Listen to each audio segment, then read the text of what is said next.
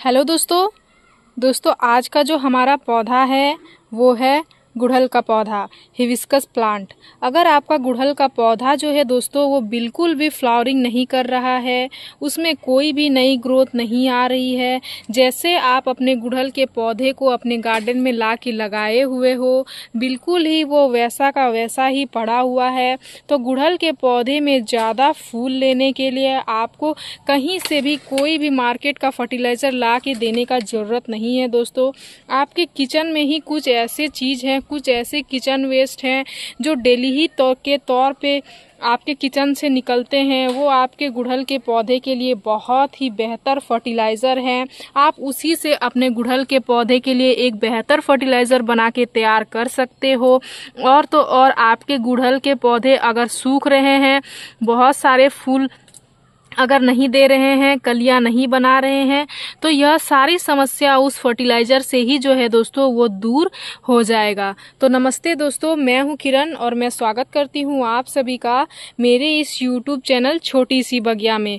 तो चलिए दोस्तों इस वीडियो को शुरू करते हैं। आज के इस वीडियो में मैं आप सभी को पूरा ही प्रॉपर न्यूट्रिशन बताऊँगी, जिससे आपके गुड़हल के पौधे में बहुत सारी फ्लावरिंग होगी और तो और बहुत सारी नई नई ग्रोथ भी आना शुरू हो जाएगी। पौधा हाइब्रिड हो चाहे तो देसी हो, पौधे में गुच्छों में जो है वो फ्लावरिंग होना भी शुरू हो जाएगी।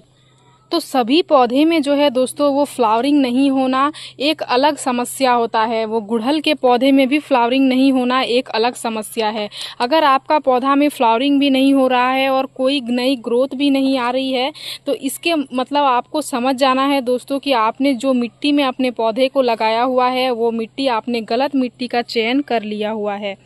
जब भी आप अपने पौधे को गमले में लगाएं तो आप सबसे पहले जो है दोस्तों मिट्टी पे ज़्यादा ध्यान दें। आपको मिट्टी का चयन एकदम भुरभुरी मिट्टी लेना है, एकदम चिपचिपी मिट्टी आपको नहीं लेना है और सख्त मिट्टी भी नहीं लेना है।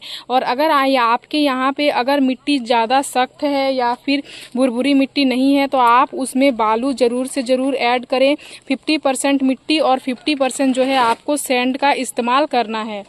तो सबसे पहला पॉइंट हमारा यही था दोस्तों कि मिट्टी का चयन आपको अच्छे से करना है। अगर आप मिट्टी का चयन अच्छे से करोगे तो जेन्युइन है आपके पौधे में अच्छी ग्रोथ आपको देखने को मिलेगी। तो अगर आपके पौधे में अच्छी ग्रोथ नहीं हो रही है, फ्लावरिंग नहीं हो रही है, तो ये बहुत ही बेहतर टाइम है दोस्तों। इस टाइम पे आप अपने गुड़हल के मिट्टी को रिपोर्टिंग कर सकते हो, अपने पौधे को जो है वो अच्छी मिट्टी में लगा सकते हो। जैसे ही आप पौधे को भुरभुरी मिट्टी में शिफ्ट करोगे, जो पौधे के रूट्स हैं वो बहुत ही तेज़ी से ग्रोथ करने लगेंगे और पौधे के रूट्स के ग्रोथ अच्छे से होंगे तो पौधा जेन्युइन है कि वो ग्रोथ करेगा ही करेगा। उसके बाद जो सेकेंड पॉइंट है दोस्तों वो है पौधे में फ्लावरिंग नहीं होना। बहुत सारे लोगों के पौधे में ग्रोथ होती है, पौधा बड़ा होता चला जाता है, लेकिन पौधे में फ्लावरिंग नहीं होती है, पौधा जो है वो कलियां ही नहीं बनाता है। तो गुड़हल जैसा पौधा जो है दोस्तों, इसको फ्लावरिंग करने के लिए एक कॉमन से न्यूट्रिशन की ज़रूरत होती है। अगर वो न्यूट्रिशन आपके पौधे को मिल जाएगा तो आपका जो पौधा है वो बहुत ही अच्छी खासी मात्रा में फ्लावरिंग करने के लिए तैयार हो जाएगा। और वो न्यूट्रिशन क्या है दोस्तों, वो है पोटेशियम। सिर्फ और सिर्फ पोटेशियम की सहायता से ही आपका जो पौधा है वो बम्पर फ्लावरिंग करने के लिए तैयार हो जाता है। और पोटेशियम जैसा फर्टिलाइजर आपको मार्केट से लाने की जो है दोस्तों वो बिल्कुल भी ज़रूरत नहीं है। आपके घर में ही, आपके किचन में ही कुछ ऐसे ऐसे चीज़ रखे हुए हैं जो एक तो किचन वेस्ट के तौर पे होते हैं, लेकिन वो आपके गुड़हल के पौधे को बम्पर फ्लावरिंग का एक्टिव करने के लिए तैयार कर देते हैं। जैसे ही आप अपने गुड़हल के पौधे में पोटेशियम की भरपाई कर दोगे, पोटेशियम वाला न्यूट्रिशन दे दोगे, तो आपको एक सप्ते में जो है दोस्तों रिजल्ट देखने को मिलेगा। सप्ते भर में ही आपका जो गुड़हल का पौधा है वो बहुत ही अच्छी खासी मात्रा में फ्लावरिंग लेके आ जाएगा। और पोटेशियम जैसा सोर्स जो है दोस्तों आपके किचन से ही बहुत ही आसानी से मिल जाता है। तो चलिए अब मैं आप सभी को बताती हूँ कि आपके किचन में रखे हुए वो कौन कौन से चीज़ हैं जिसकी सहायता से आपके गुड़हल के पौधे में आप मैक्सिमम फ्लावरिंग ले सकते हो। पत्तियाँ अगर पीली हो रही हैं तो उस समस्या को भी जो है आप अपने पौधे से दूर कर सकते हो। तो देख सकते हैं दोस्तों, यहाँ पे जो है हमने 3 फर्टिलाइज़र बना के तैयार किया हुआ है और ये जो तीनों ही चीज़ है ये आपके किचन में बहुत ही आसानी से मिल जाता है। तो चलिए मैं अब एक्सप्लेन करती हूँ कि जो सबसे पहला चीज़ है वो क्या है। तो जो सबसे पहला चीज़ आप देख पा रहे हैं वो देख सकते हैं वो है ये आलू के छिलके। आलू सारे ही लोगों के घर के किचन में डेली ही के तौर पे इस्तेमाल होते हैं। ये जो है दोस्तों ये पोटेशियम का बहुत ही अच्छा सोर्स होता है। इसकी सहायता से आपके पौधे में बहुत ही अच्छी खासी नई ग्रोथ के साथ साथ फ्लावरिंग होने के लिए भी तैयार हो जाएगा।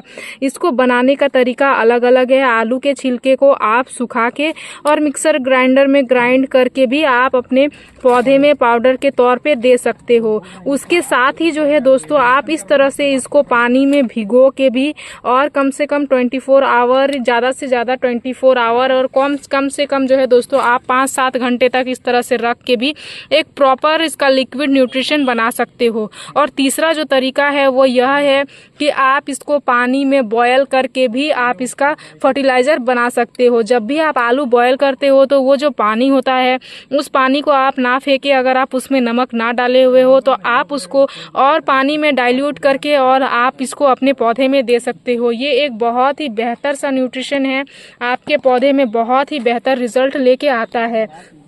तो चलिए मैं बताती हूँ अब कि आपको इसको इस्तेमाल कैसे करना है। मैं अभी इसको 24 आवर के लिए पानी में भिगो के रखी हुई थी। तो देख सकते हैं यहाँ पे मैं क्या करूँगी, इसको एक अलग कंटेनर में इसका लिक्विड को निकाल लूँगी। और ये मेरा 1 गिलास जो है ये जो फर्टिलाइज़र बन के तैयार हुआ है, इसको क्या करना है, इसको आपको और 1 गिलास जो है इसमें पानी, फ्रेश पानी का डाइल्यूट कर लेना है। इस तरह से जो है दोस्तों आप और पानी का डाइल्यूट कर लें। ये आलू का जो छिलका होता है दोस्तों ये फास्फोरस के साथ साथ आयरन, मैग्नीशियम जैसे बहुत सारे गुणों का इसमें भरमार होता है, इसलिए ये पौधे को नई ग्रोथ लाने में बहुत ही अच्छे से हेल्प करता है। उसके बाद आप इस तरह से इसको जो है अपने गमले में डाल दें। आप जो है दोस्तों अब मैं आप सभी को जो दूसरा फर्टिलाइज़र बताऊंगी उसको आपको वही गमले में नहीं देना है, उसका इस्तेमाल आपको नेक्स्ट दूसरे गमले में करना है। आपको अलग अलग पौधे पे अलग अलग फर्टिलाइज़र का इस्तेमाल करना है। तो दूसरा जो चीज़ है वो क्या है वो मैं चलिए आप सभी को बताती हूँ। यह देख सकते हैं आप, यह क्या है, ये है प्याज के छिलके। प्याज का जो छिलका होता है दोस्तों ये सीवीड फर्टिलाइज़र का काम करता है। इसका भी सेम प्रोसेस वही है, जिस तरह से आलू के छिलके को हमने बनाया हुआ है उसी तरह से आप इसको भी बना सकते हो, या फिर आप इसको भी बॉयल करके बना सकते हो, या फिर इसको पाउडर के फॉर्म में भी इस्तेमाल कर सकते हो। उसके बाद चलिए मैं आप सभी को बताती हूँ कि जो तीसरा चीज़ है ये क्या है। तीसरा जो चीज़ है ये है नींबू के छिलके। नींबू के जो छिलके होते हैं ये हमारे गमले की मिट्टी को एसिडिक बनाए रखते हैं। गुलाब, गुड़हल, मोगरे जैसे जो भी पौधे होते हैं उनके गमले की मिट्टी का एसिडिक होना बहुत ही ज़्यादा ज़रूरी होता है। इसलिए नींबू भी जब भी आपके घर में किचन में निकले तो आप उनको ना फेंके, आप उनके छिलके को भिगो के और कम से कम 1 दिन के लिए रख दो। उसके बाद दूसरा दिन आप अपने गमले में इसका इस्तेमाल कर सकते हो। कुल मिलाकर ये जो तीनों ही फर्टिलाइज़र हैं ये एक बहुत ही प्रॉपर न्यूट्रिशन है दोस्तों हमारे पौधे के लिए। इनको इस्तेमाल करने का प्रोसेस भी जो है दोस्तों वो सेम है, जिस तरह से हमने आलू के छिलके का फर्टिलाइज़र का इस्तेमाल किया हुआ है उसी तरह से आप प्याज के छिलके को भी डाइल्यूट करके, चलिए मैं बता देती हूँ आप सभी को, दूसरे गमले में इस्तेमाल करके। तो इस तरह से प्याज के छिलके का जो न्यूट्रिशन है इसको भी मैं इसमें डाल लूँगी। उसके बाद आपको क्या करना है, आपको और 1 गिलास पानी मेजर कर लेना है और इस तरह से जो है दोस्तों आपको इसमें डाल देना है। डालने के बाद आपको, जैसे कि मैंने इस गमले में इसका इस्तेमाल किया हुआ है तो अब मैं इस दूसरे गमले में इसका इस्तेमाल इस तरह से करूँगी। इसी तरह से जो तीसरा चीज़ है नींबू का छिलका, इसको भी सेम आपको करना है, इस तरह से ले लेना है और पानी में डाइल्यूट करने के बाद आप जो है दोस्तों इस फर्टिलाइज़र का इस्तेमाल दोनों ही में आधा आधा करके कर दो, क्योंकि ये हमारे गमले की मिट्टी को एसिडिक बनाए रखने में हेल्प करता है। तो इसकी सहायता से हमारी जो गमले की मिट्टी है वो जो है दोस्तों वो एसिडिक हो जाएगी। अगर क्षारीय हो जाती है मिट्टी तो जो है दोस्तों उसमें फ्लावरिंग नहीं होती है। इसलिए आप इसके जगह पे चाय की पत्ती का भी इस्तेमाल कर सकते हो, उससे भी आपको सेम रिजल्ट मिलेगा। ये जो फर्टिलाइज़र है दोस्तों, बस इस फर्टिलाइज़र का इस्तेमाल जो है आपको 15-15 दिन के अंतराल में करना है और सप्ताह भर में आपको रिज़ल्ट देखने को मिल जाएगा। आपके पौधे में बहुत ही अच्छी खासी रिज़ल्ट इससे आ जाएगी। मैं अपने पौधे में हमेशा नेचुरल फर्टिलाइज़र का ही इस्तेमाल करती हूँ। देख सकते हैं पौधे में कितनी अच्छी फ्लावरिंग हो रही है। फ्लावर्स के साइज़ देख सकते हैं कितने अच्छे, एकदम बड़े बड़े साइज़ के आ रहे हैं। कलर भी बहुत ही ज़्यादा ब्राइट कलर के आ रहे हैं।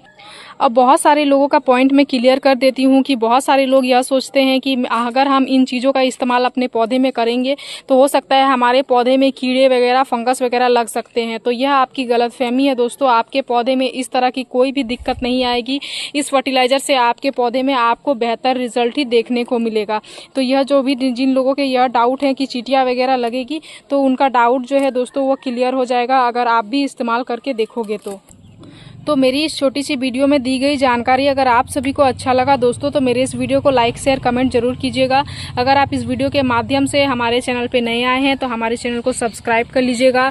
बेल आइकन जरूर से जरूर प्रेस कर दीजिएगा ताकि हमारी जो भी न्यू वीडियोज़ आएंगी उनके नोटिफिकेशन आप सभी को मिल जाएंगे।